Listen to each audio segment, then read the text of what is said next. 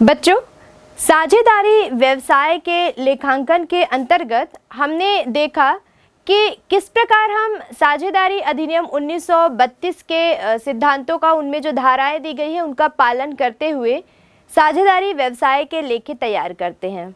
हमने देखा कि ख्याति की गणना किस प्रकार की जाती है, नए लाभ हानि विभाजन अनुपातों की गणना किस प्रकार की जाती है, ख्याति के जो सामान्य सिद्धांत होते हैं उनके अंतर्गत हमने ये भी देखा कि किस किस प्रकार के खातों का बनाया जाना जरूरी है।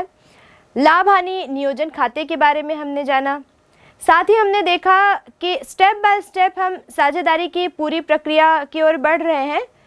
हमने देखा कि जब कोई नया साझेदार व्यवसाय में प्रवेश करता है तो किस प्रकार हम उसका लेखांकन करते हैं। अब जबकि एक नया साझेदार जब साझेदारी व्यवसाय में प्रवेश करता है तो पहले के जो साझेदार होते हैं उनका जो रेशियो होता है, या हम कह सकते हैं कि लाभ हानि विभाजन अनुपात होता है, वो परिवर्तित हो जाता है। और वहाँ हमने देखा कि किस प्रकार हम नए लाभ हानि विभाजन अनुपात की गणना करते हैं और उसके बाद हम विभिन्न प्रकार के खातों का निर्माण करते हैं। तो जिस तरह से किसी साझेदार के प्रवेश के साथ ही जो साझेदारी की पूरे लेखांकन की प्रक्रिया होती है उसमें परिवर्तन आता है, बिल्कुल उसी तरह अगर कोई साझेदार साझेदारी व्यवसाय से निकल जाए, चला जाए, या हम कह सकते हैं कि निवृत्त हो जाए, या फिर किसी साझेदार की मृत्यु हो जाए, दोनों ही कंडीशन में वो फर्म से अलग हो जाता है। तो बिल्कुल इसी तरह जब एक साझेदार फर्म से निवृत्त हो जाता है, निकल जाता है, चला जाता है, तो शेष जो साझेदार रहते हैं उनका जो रेशियो होता है, या पहले वो जिस अनुपात में लाभ हानि विभाजन करते थे उसमें परिवर्तन आ जाता है। साथ ही साथ विभिन्न प्रकार के लेखे करके हम ये भी कैलकुलेट करते हैं कि जो साझेदार चला गया, निवृत्त हो गया, या अगर किसी साझेदार की मृत्यु हो गई तो उसके उत्तराधिकारी को कितनी राशि का भुगतान हमको फर्म से करना है। तो बहुत सारे प्रकार के हम लेखे साझेदारी के निवृत्ति और मृत्यु के अंतर देखेंगे।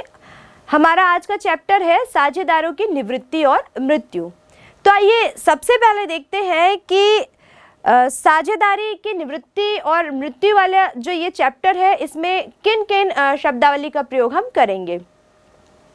यहाँ हम देखेंगे साझेदारों का अवकाश ग्रहण, यानी कौन कौन से वो स्थिति होती है जब एक साझेदार फर्म से अवकाश ले लेता है। दूसरा हम देखेंगे साझेदार का निष्कासन, उसको निकाल दिया जाए फर्म से। अगर कोई साझेदार साझेदारी संलेख के विरुद्ध कोई कार्य करता है, पिछले अध्यायों में हमने साझेदारी संलेख, उसके महत्व, उसकी विशेषताओं और उनमें उल्लिखित बातों के बारे में विस्तार से जाना। तो अगर कोई साझेदार साझेदारी संलेख के अगेंस्ट, उसके विपरीत जाकर अगर वो कार्य करता है तो अन्य साझेदार चाहे तो उस साझेदार को फर्म से निष्कासित कर सकते हैं। तीसरा यहाँ पर आएगा साझेदार की मृत्यु, यानी किसी साझेदार की आकस्मिक मृत्यु हो जाने के कारण उसका हिस्सा साझेदारी से हट जाए। चौथा हम बात करेंगे यहाँ पर लाभ हानि अनुपात की और दूसरी प्राप्ति अनुपात की। जैसे कि मैंने बताया कि प्रवेश के समय जिस प्रकार साझेदारों का अनुपात परिवर्तित होता है, बिल्कुल उसी तरह निवृत्ति के बाद भी जो बचे हुए साझेदार होते हैं फर्म में, उनका अनुपात जो होता है वो परिवर्तित हो जाता है।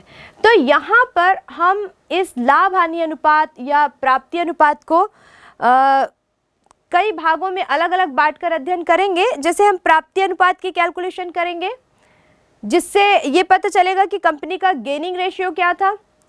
दूसरा हम ये देखेंगे कि जो अगर कोई व्यक्ति, अगर किसी साझेदार की मृत्यु हो जाती है तो उसको जो देय राशि की गणना होती, जो देय राशि होती है वो उसके कानूनी उत्तराधिकारी को दी जाती है। तो उसको कितनी राशि वहाँ पे करनी है उसके बारे में हम देखेंगे। और अगर संयुक्त बीमा पॉलिसी है, हम आगे आने वाले प्रश्नों में देखेंगे कि कई बार जो पार्टनर होते हैं, साझेदार होते हैं, वो एक संयुक्त जीवन बीमा पॉलिसी लिए रहते हैं जिनमें उन जितने भी फर्म के साझेदार होते हैं उन सबका संयुक्त रूप से उनकी भागीदारी होती है। तो इसमें से उस भाग को हम अलग करने की कोशिश करेंगे जो निवृत्त हुए या जिस साझेदार की मृत्यु हो गई है उसके हिस्से का था। तो कुछ इस तरह के बिंदुओं का हम अध्ययन इस पूरे अध्याय के अंतर्गत करेंगे।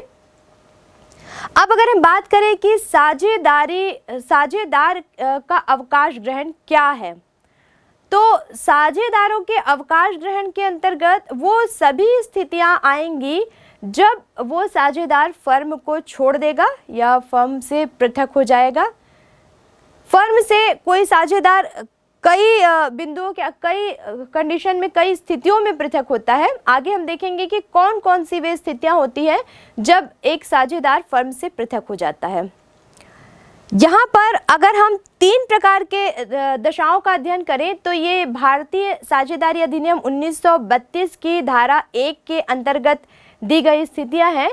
जैसे पहली स्थिति ये कहती है कि शेष सभी साझेदारों के सहमत हो जाने पर, अगर फर्म में 3 या 4 साझेदार हैं तो उनको अगर ऐसा लगता है कि कोई एक ऐसा साझेदार है जिसको किसी भी कारण से फर्म में नहीं रखना चाहिए, वो सभी साझेदार सहमत अगर हो जाते हैं तो किसी एक साझेदार को फर्म से अलग कर सकते हैं। दूसरी बात यहाँ पर हो सकती है कि साझेदारी के स्पष्ट ठहराव के द्वारा। हमने पहले भी देखा कि वास्तव में साझेदारी जो है वो एक ठहराव है, एक समझौता है, जिसे हम बोलते हैं कॉन्ट्रैक्ट है। तो अगर किसी समझौता विशेष को लेकर किसी साझेदारी की स्थापना की गई है तो वैसे ही एक समझौता करके उस साझेदारी को समाप्त भी किया जा सकता है। तीसरे बिंदु को हम देखें तो जब साझेदारी ऐच्छिक होती है, हमने साझेदारी के प्रकार के बारे में जाना था कि साझेदारी ऐच्छिक भी होती है। जब साझेदार अपनी इच्छा से साझेदारी फर्म में भाग लेता है तो जब वो चाहे तो अपनी इच्छा से, लेकिन लिखित में एक सूचना देकर फर्म से पृथक हो सकता है। तो ये तो थी वो कंडीशन जब एक साझेदार फर्म से निवृत्त हो जाता है। अब आइए देखते हैं कि कारण क्या है, क्यों ऐसे होता है जब साझेदारी फर्म का कोई साझेदार फर्म से पृथक होता है। तो कारण की अगर हम बात करें तो सबसे पहला कारण जो है वो उसकी इच्छा। जैसे कि हमने जाना कि जो ऐच्छिक साझेदारी होती है वो जो साझेदार होता है उसकी इच्छा से वो फर्म में आता है, तो अगर वो चाहे तो अपनी इच्छा से फर्म से पृथक हो सकता है। दूसरा कारण अगर हम देखें तो वो है वृद्धावस्था के कारण। उसकी अगर कोई ऐसी अवस्था वहां तक वो पहुंच चुका है कि वो काम को नहीं कर पा रहा है या शारीरिक रूप से अपने आप को असमर्थ समझता है, तो वो अपने कारण को लिखित रूप में देकर फर्म से पृथक हो सकता है। तीसरे अगर हम इसके कारण की बात करें तो अस्वस्थता के कारण, अगर वो लंबे समय से अस्वस्थ है, काफ़ी अस्वस्थ है, वो काम वो नहीं कर पा रहे हैं साझेदारी फर्म का जो उसके हिस्से का कार्य था, तो वो अपने अस्वस्थता को कारण बताते हुए लिखित में सूचना देकर फर्म से पृथक हो सकता है। अगले अगर हम इसके कारण की बात करें तो मतभेद भी एक महत्वपूर्ण कारण है। कई बार क्या होता है कि बहुत सारे साझेदारी संलेख में नियमों सिद्धांतों का उल्लेख तो कर दिया जाता है। वास्तव में साझेदारी संलेख का निर्माण ही इसलिए किया जाता है कि भविष्य में आगे चलकर फर्म में किसी प्रकार का मतभेद उत्पन्न ना हो, लेकिन फिर भी कभी ना कभी ऐसी स्थिति बनती है कि साझेदारों में आपस में मतभेद उत्पन्न हो जाता है। तो अगर ऐसा कोई मतभेद उत्पन्न हो जाता है तो कोई साझेदार अगर चाहे तो वो फर्म से पृथक हो सकता है। अगला बिंदु इसका हो सकता है कि अगर कोई साझेदार किसी अन्य काम को करना चाहे, जिस साझेदारी फर्म में है उसको वहाँ पे इंटरेस्ट नहीं आ रहा है, वो नहीं करना चाहता, तो फिर वो अन्य किसी कार्य के लिए साझेदारी फर्म से पृथक हो सकता है। इसके अलावा बहुत से और छोटे मोटे ऐसे बहुत सारे कारण हैं जिसके कारण एक साझेदार फर्म से पृथक हो सकता है। जैसे कि हम कह सकते हैं कि अगर फर्म के जो साझेदार हैं उनमें से कोई एक साझेदार जो फर्म के कानून सम्मत जो कार्य हैं, जो लीगली जो काम करना चाहिए वैसा नहीं कर रहा है, कुछ इलीगल काम वो कर रहा है, तो फर्म के जो साझेदार हैं वो चाहे तो उसको फर्म से हटा सकते हैं, पृथक कर सकते हैं। दूसरा, अगर फर्म को कई वर्षों से हानि हो रही है और किसी एक साझेदार की ऐसी आर्थिक स्थिति नहीं है कि लगातार वो इस तरह की हानि को वहन करता रहे, तो अगर वो चाहे तो फर्म से वो पृथक हो सकता है।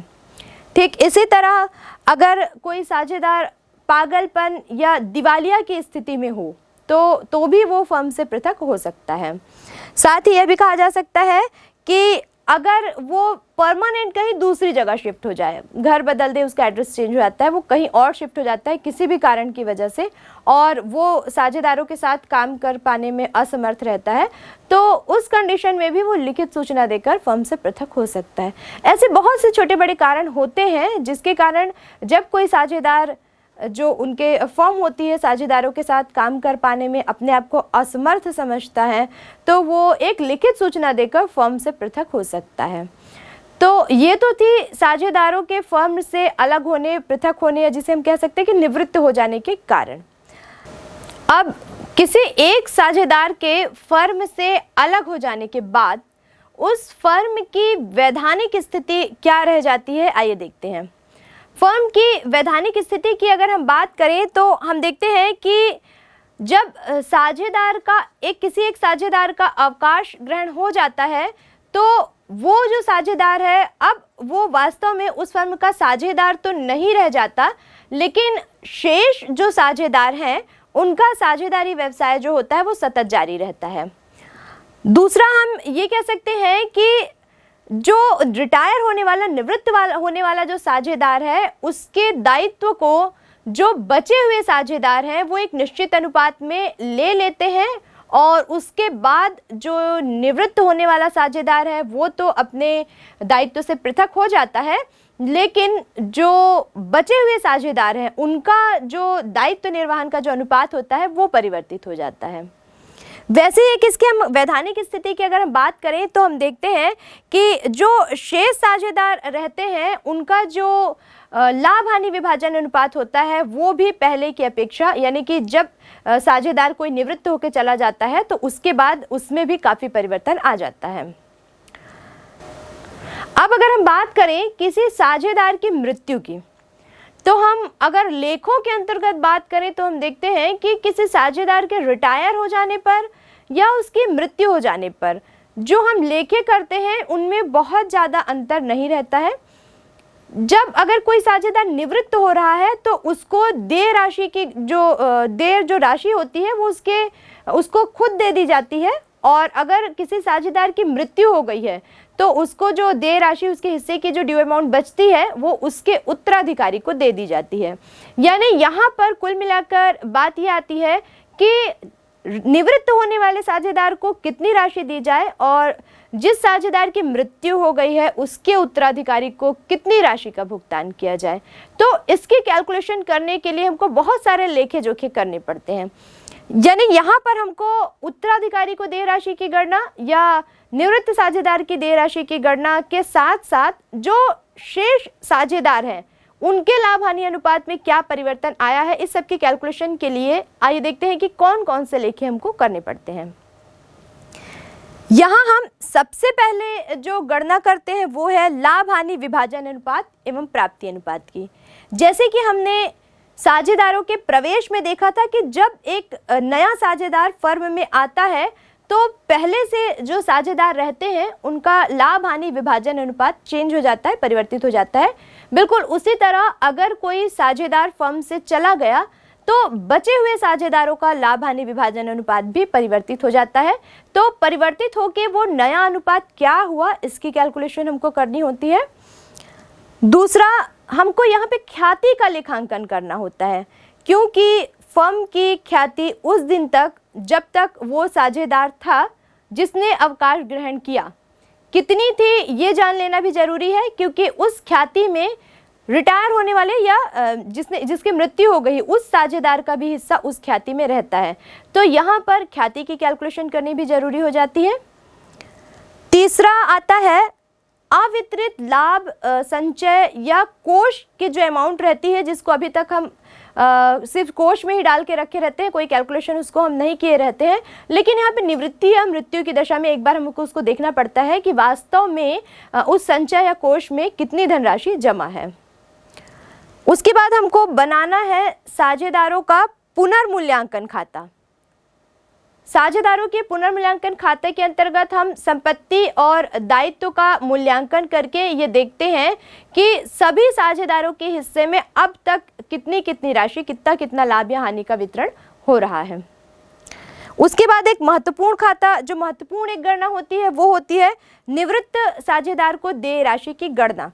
तो इन्हीं लेखों के द्वारा हम जो रिटायर होने वाला है, जो मृत साझेदार है, उसको कितनी राशि, उसके उत्तराधिकारी को या निवृत्त साझेदार को कितनी राशि हमको देनी है, इन्हीं लेखों के माध्यम से हम उसकी कैलकुलेशन करते हैं। अगला जो हमको करना होता है वो पूंजी का समायोजन होता है। तो इस पूरे अध्याय में हम ये जो सारी कैलकुलेशन होती है, ये सारे महत्वपूर्ण कैलकुलेशन को हम क्रमबद्ध तरीके से करेंगे।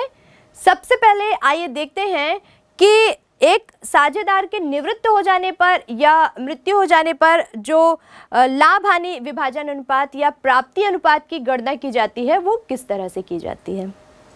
तो यहाँ पर जब नया लाभ हानि विभाजन अनुपात या प्राप्ति अनुपात की गणना की बात आती है तो कुछ विशेष बिंदुओं या कुछ विशेष जो पॉइंट्स होते हैं उनके आधार पर या स्थितियों के आधार पर जो कैलकुलेशन होती है वो अलग अलग होती है।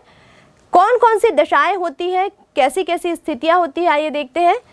पहली दशा की अगर हम बात करें तो वो होती है कि जब शेष साझेदार अवकाश ग्रहण करने वाले साझेदार का हिस्सा उसी अनुपात में प्राप्त करते हैं जैसे कि वो पहले प्राप्त करते थे। तो ये है फर्स्ट कंडीशन। सेकेंड कंडीशन की अगर हम बात करें तो जब अवकाश ग्रहण करने